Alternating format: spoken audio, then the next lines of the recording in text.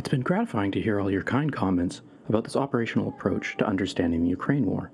It seems there's a real hunger for analysis that isn't media talking points or the day-to-day intelligence-type update briefings. The kind that neatly show lines on a map with various units coming out of private intelligence agencies. While writing this episode, it's been particularly hilarious looking back at several of those daily updates from about a year ago to see just how wrong virtually everyone was, or more accurately, how much propaganda is driving most of what's being reported on by both sides. What the next set of episodes is going to do is to build on everything I laid out in the first 4 episodes about staff work, terrain analysis, and the operational level of war, in order to ask the question, what is it we can tell about the Ukraine conflict if instead of looking at the war like this, we choose to look at it like this?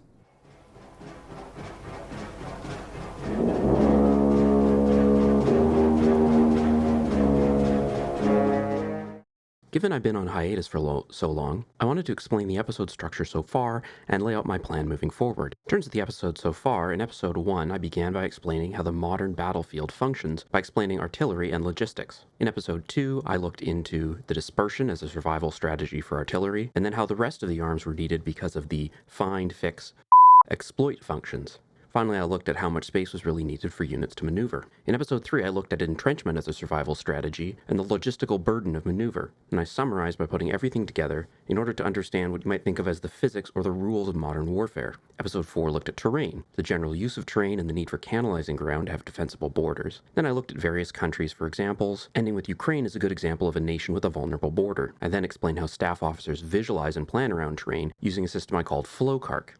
In terms of the plan going forward, the Ukraine war has really broken into 3 major fronts. North around Kiev, in the center with the advance on the Donets and the Dnieper rivers, and then south around Crimea. I'm going to be looking at each of these fronts discretely. There's also been a number of special topics that either took up my interest or I've fielded questions about on the episode so far. So in this episode, I'll give a strategic level overview of the North, Central, and Southern fronts for the first stage of the war. I'll then spend the next few episodes looking at each front from the operational and then the tactical levels. I'll also be sprinkling in special topics when there's time in episodes where they're not getting too long. In this episode, the special topic will be me looking at how information is collected in war and why that makes me disregard every map that claims to show the current situation.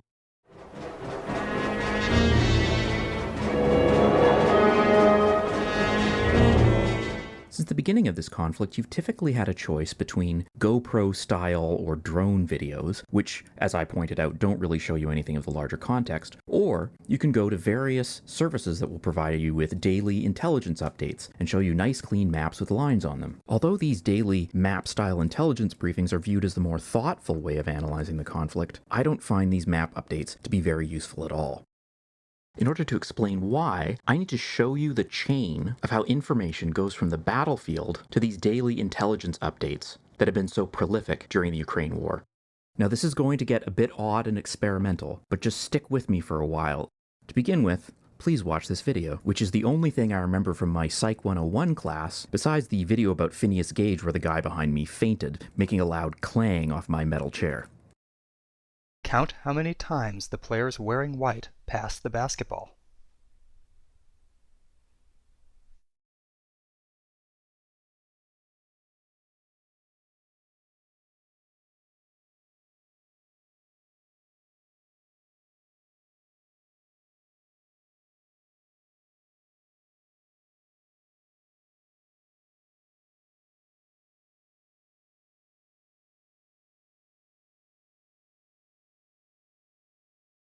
The correct answer is 15 passes.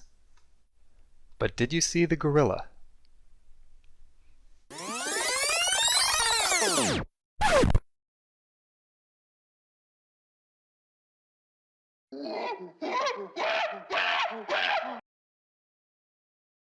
What you have just seen is a demonstration of selective attention, also known as tunnel vision. When the human mind is taxed by even a relatively simple task like keeping track of a basketball passed between people with 2 different types of shirts on, it's easily overwhelmed. Now I hope it's fairly apparent that being shot at in combat is a much more taxing experience than trying to keep track of something visually confusing like the last video.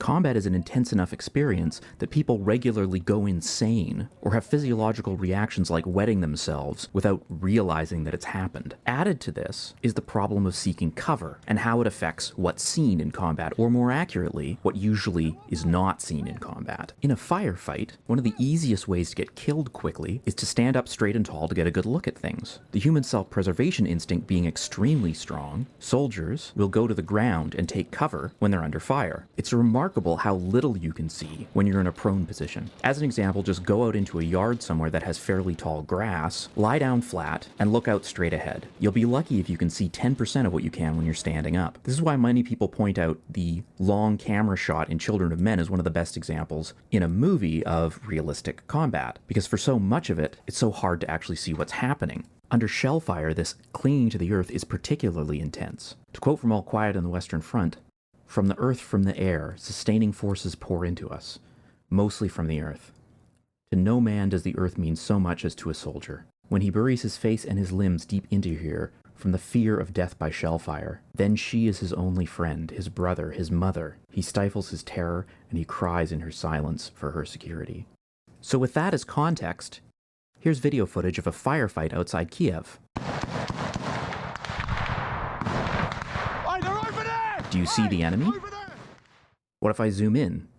Can you tell where they are now? Now you might say that this is staged. However, he is shooting back at something, and you can hear the sound of rounds coming in the other direction, so someone is shooting at them. Now right here, someone sees a T-90 tank, and they fire an anti-tank rocket at it. Do you see the T-90? Is it there? A guided anti-tank rocket is something that's very valuable that you're going to hold on to and not just fire at something that you don't really see or don't actually believe is there. Now that firefight that you just saw would be radioed in as something called a contact report, claiming that they had engaged an enemy squad or maybe a platoon of infantry supported by a T-90 tank. And the location would be given as an 8-digit number code, and I'm sure no one made any mistakes about that, certainly not the people being shot at. That will then get relayed through several other command nets until it gets up to a higher level headquarters, like a game of telephone. And I'm sure no one will make any mistakes about any of the information within that contact report. Certainly none of the numbers in that 8-digit code, called a grid reference, will be slightly off. This is then plotted on a map, and an intelligence cell takes that information along with information from satellites, drones, other contact reports, other various sources of information, compiles it all together, and comes up with an understanding of the higher enemy picture, including in this case the fact that it was a T-90 tank is quite significant. Not all units have T-90 tanks. And of course no one would ever confuse a T-72 and a T-90 tank. Now you might say the very fact that it's being compiled with other types of information and multiple sources is what weeds out the errors. To a certain extent, this is true. However, most of the other sources of information have some sort of a bias or error within them. As a general rule, you can either have electronic surveillance information of some kind, which doesn't really get you the feel of what's happening, or you can have boots on the ground information, in which case the people gathering the information are probably getting shot at. Now there's a very long process of this information being passed up higher and higher. The engagement you saw was probably a squad. At each level, again, the information is being collated, reinterpreted, packaged together with other information, and sent up higher using that game of telephone system that I talked about. In fact, before a national leader could be briefed, that message would have to pass through 7 additional layers of command, each of which has their own headquarters. Technology has made some parts of this problem easier to deal with. For instance, nowadays we have advanced systems that use GPS tracking data to tell you the exact location of your own units. Now, I'm not aware of whether those systems are being used in Ukraine. If they are, that only solves half of the problem, as the enemy is not going to give you GPS locations to make your map clean, tidy, and accurate. Furthermore, the enemy also has a deception plan where they are feeding you false information, and it's usually based on their assessment of what you want to be true. So they're feeding you false information that you hope is correct, and therefore have an inherent bias in believing. Finally, these electronic systems are susceptible to interception, jamming, and modification. So even though your systems are reporting the GPS locations of all of your units, that doesn't mean you can trust them. A key part of the picture is also what condition are your own units and the enemy units in. It's very difficult to tell what condition the enemy units are in, and this is largely guesswork. You also often don't know what condition your own units are in, because people fudge the numbers. If you're a unit commander, and you know that you're going to get fired if you took too many losses from your tanks in that last attack, you might just suggest by your body language or even explicitly to your maintenance officer that it would be better if the definition of seriously damaged vehicles was interpreted a little stricter than usual. And if you think this is shocking, just stop and ask yourself, have you ever told your boss that the report or the task was almost finished when you weren't really that much of the way through it? The same dynamic exists in the military. It's something that good armies try to minimize as much as possible, but it's always there somewhat. All of this results in the briefing to the national leader. Generals with lots of brass on their shoulders sit around a large map board with a beautiful map that has lines and unit locations, with annexes and spreadsheets giving information about serviceability rates, supply consumption, enemy locations, planned enemy intentions, and your own future operations. And the reality is that on this map, even though thousands of staff officers and hundreds of thousands of soldiers have poured their best efforts into to try and gather the most accurate possible information, this map contains 25% wrong information, and 25% of the most important information is missing. That ratio has been fairly constant in most historical conflicts. For instance, this is a daily briefing map that was used by the Wehrmacht during World War II during Operation Barbarossa. This is what Hitler would have been briefed on for a particular day, and we know, from having now had access to the Soviet archives, that most of what it traces about the condition of the Red Army is wrong, and large portions of what it traces about the German army is also wrong. In fact, the process of figuring out where units actually were and what strength they were at and what they were intending to do is something that military historians generally need about 30 to 50 years to get a decent handle on. In any case, at the end of this briefing, the national leader will turn to his press secretary, and he will ask them, okay, how do we spin this in the media? This isn't something specific to either side in this conflict. This is something that's occurred in every single modern war from every political system in every country. That narrative, chosen by the national leader and the press secretary, is then rolled out to the media as a series of press releases. And these press releases are what make up these daily intelligence briefings. They always talk about multiple sources, but if you actually start looking at all of their footnotes, you quickly realize that for the most part, they just aggregate press releases from various government sources. So you have selected video clips of frontline combat, and these press releases that were formulated by what's known as an information warfare department. If you want a good analogy, imagine a baseball game where none of the press were actually allowed to watch the game. Instead, they had to rely on highlight reels that had been produced by the two teams, and also on the various press statements and interview answers that the team's general managers and players gave. Now, on top of that, imagine that the two teams weren't able to watch the game normally either. They spent most of the game ducked at the bottom of the dugout because they were getting shot at, and they're only occasionally able to pop their heads over the top of the dugout to catch quick glimpses of what was going on. How accurate do you think that reporting would be? These videos instead rely on an operational analysis of the war. In order to do this, the only thing I've taken as a given is the terrain. Except over a very long period of time, terrain doesn't change. I've also taken it as a given that when both sides agree on a major event, such as the capture of a city or withdrawal from a certain area, that's likely true. Using this as a lens, I plan to analyze what happened in the first year of the war on the northern, central, and the comparison that I'm going to be making is between what the Western media and governments claim were the Russian objectives, what an analysis of the terrain shows the Russian objectives ought to have been, and the objectives claimed by the Russian government.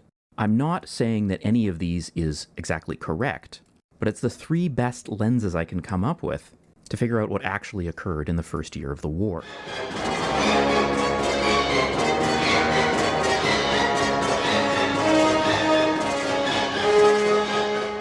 So to begin with, we'll look at the commonly understood Russian goals according to the Western media and various Western government organizations.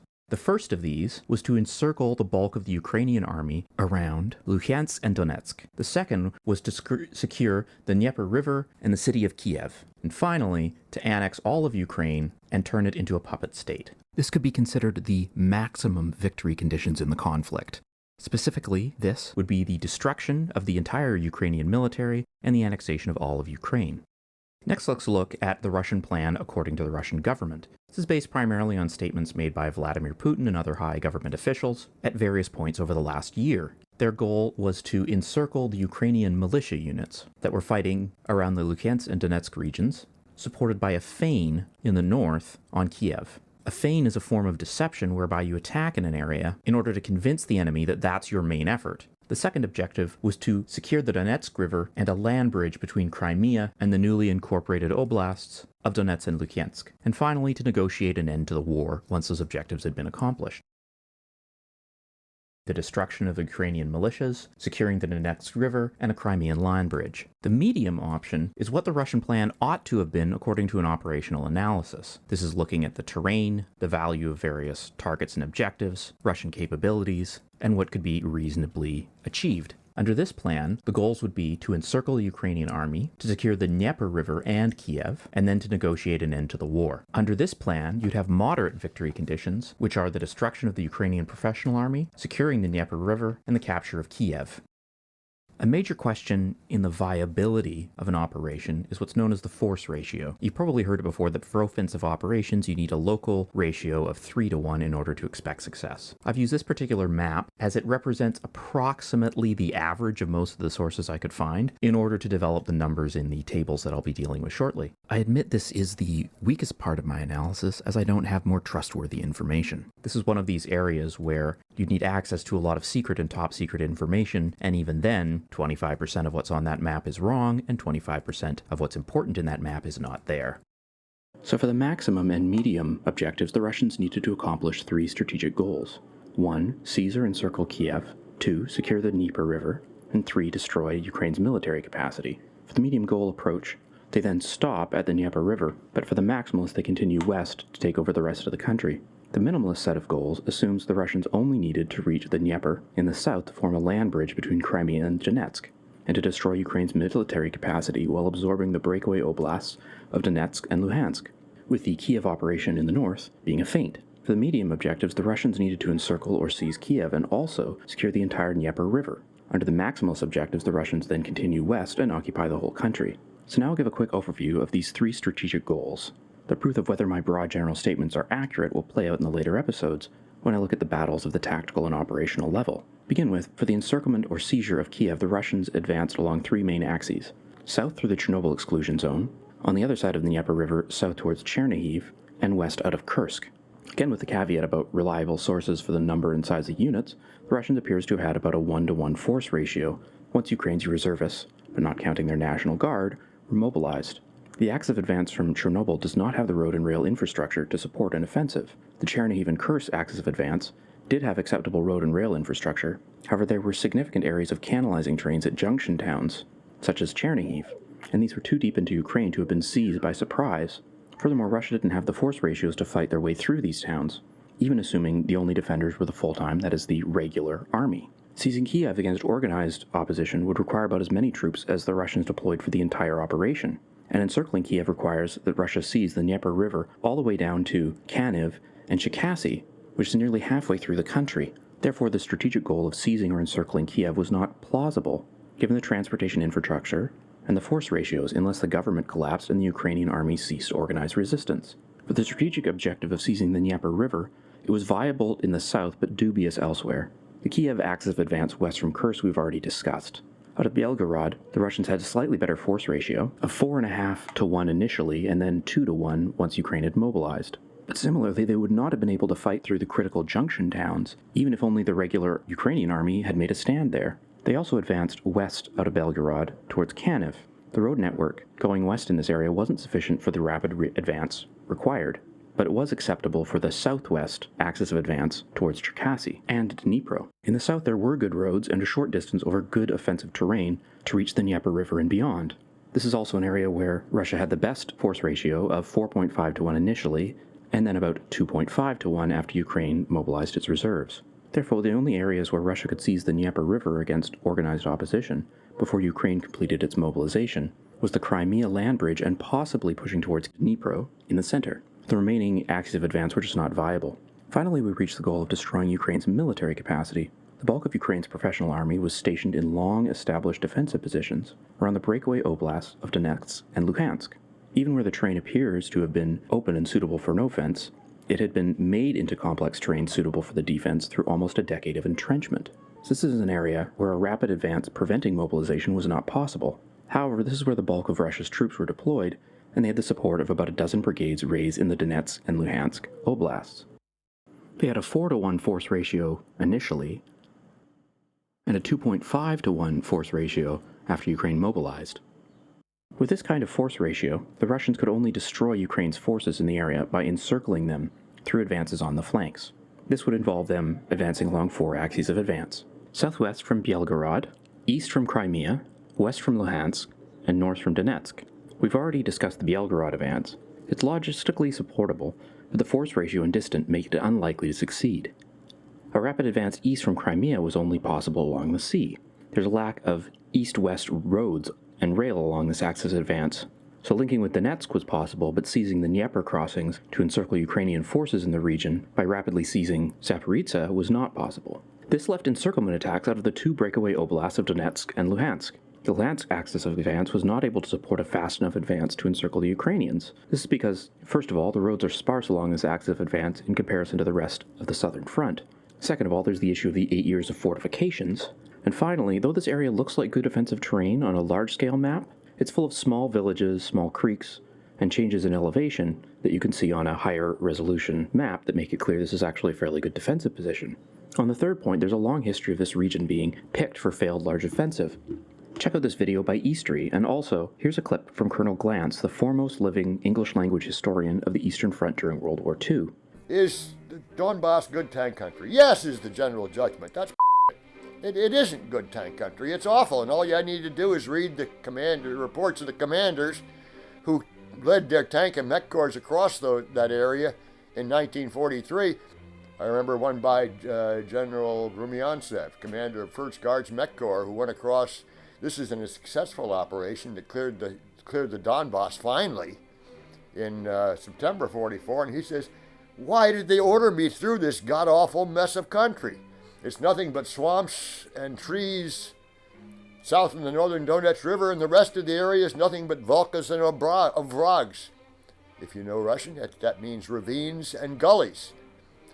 Now, can you imagine operating with tanks across a tabletop flat area where every single ovrag and volka is a tank obstacle, the anti-tank position? And every time you go out on the open country in between, you get blown away by the people in those positions. That's what it is. The attrition rate in armor is horrible in the Donbass. It always has been, and it always will be. And to say it's good tank country is insane. For the Donetsk axis of advance, the road network is better, but they still had to contend with the long-established trench networks. There's also several good canalizing points where Ukraine could have made successive defensive lines. In general, despite the better force ratio, it was never possible for Russia to encircle the bulk of the Ukrainian army on the southern front. The 2 axes of advance where they had a chance of success don't link up properly. However, they did have the force ratio and transportation infrastructure to fix, that is, keep the Ukrainian army pinned down while they slowly advanced. Looking at what actually occurred, it mirrors the predictions you would make from the force ratios, terrain, and transportation infrastructure. The Russians reached the outskirts of Kiev, but couldn't sustain themselves, and didn't have the force ratio for a street-to-street battle. After a few weeks, they withdrew back to the original border. The seizure of the Dnieper only succeeded in the south, where the land bridge was established with Crimea. There were steady advances around Donetsk and Luhansk, which fixed the Ukrainian professional army, but they were not encircled or destroyed.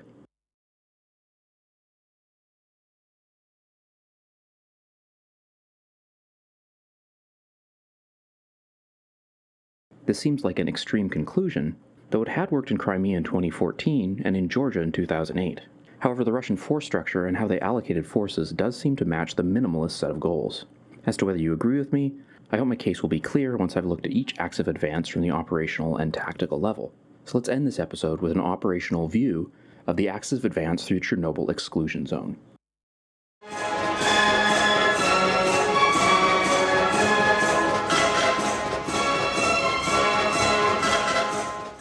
To begin with, we'll look at the axis of advance that went from Byelorussia through Chernobyl to the south.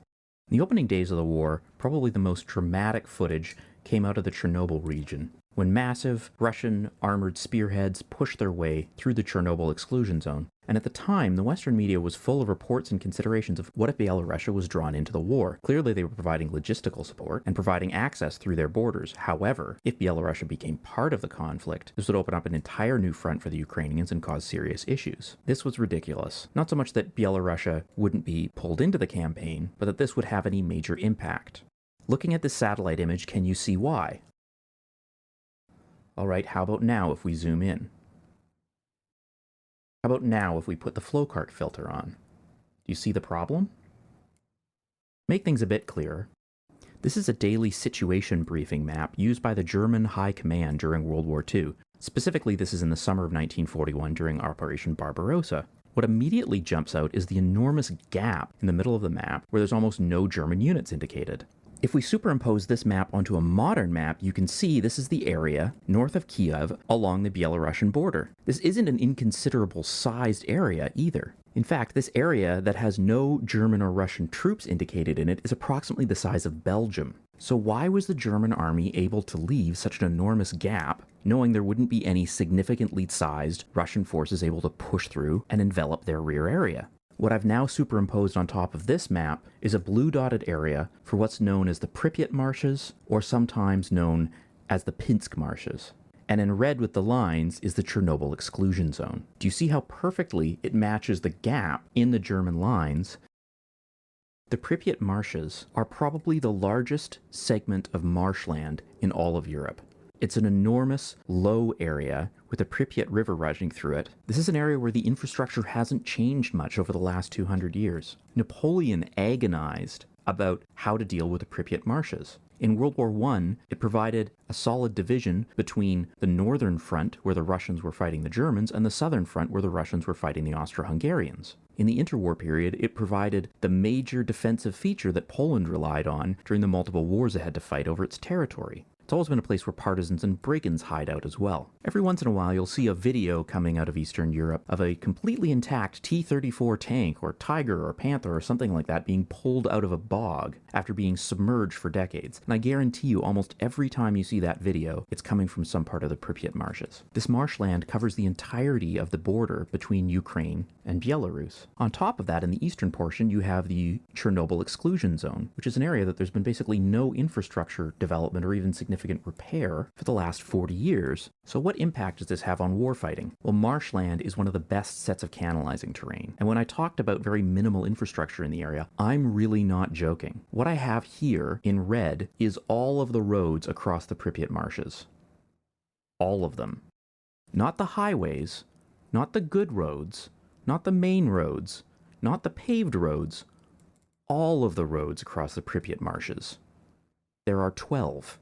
And this is across a border that is approximately the distance from New York City to Montreal, or for European viewers, most of the way between London and Edinburgh. Among these 12 roads, there are only 2 highways, although they're not what we'd consider highways in the traditional sense. This is a photo of the highway that's farther in the west. It's actually quite close to the Polish border. This is the other highway, the one that goes through the Chernobyl exclusion zone.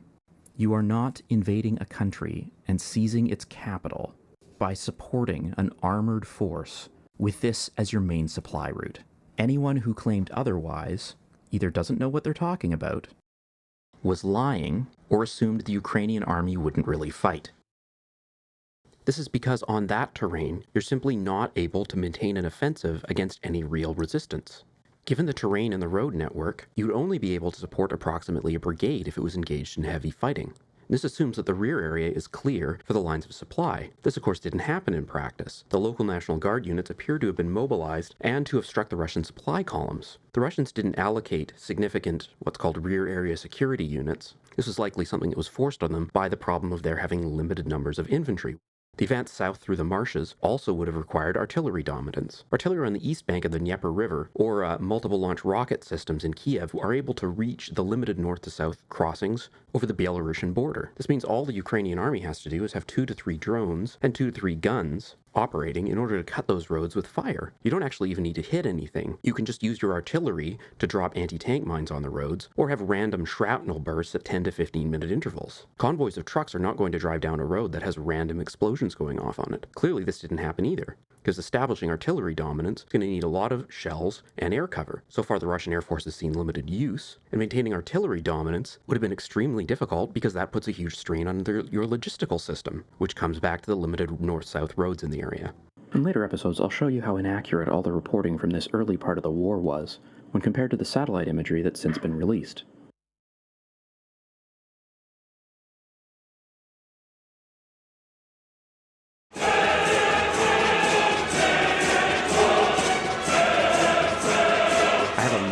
there a flowcard map of the Kiev area, and I put red circle everywhere that there were media reports of significant combat that seemed to be on what I called both sides of the media space. In broad terms, it appears the Ukrainians were taken by surprise at the outset of the war. Within the first 24 hours, the main story was a bridge being demolished near the Chernobyl nuclear reactor area, which apparently bought time for the Ukrainian defenders to organize around Kiev. There's also a lot of reports of National Guard attacks on supply columns and lots of videos flooding social media of Russian logistics convoys being ambushed. For the first 8 days of the war, Russia was on the offensive. First, reports of heavy fighting in Russia were when the columns reached outside junction towns 10 to 30 kilometers outside of Kiev. Several days later, the attacks continued in the northwest of the city, and the attacks on the perimeter moved further south. The Russians then continued to push towards Kiev to the east and northeast, while also seizing towns to the south of the city. There were then reports of very significant logistic problems the Russians were having. What followed then was about a 16-day stalemate, during which you mostly had artillery duels and issues with rear area security. There was then 10 days of Ukrainian counteroffensives, ending with the Russians returning to the pre-war border.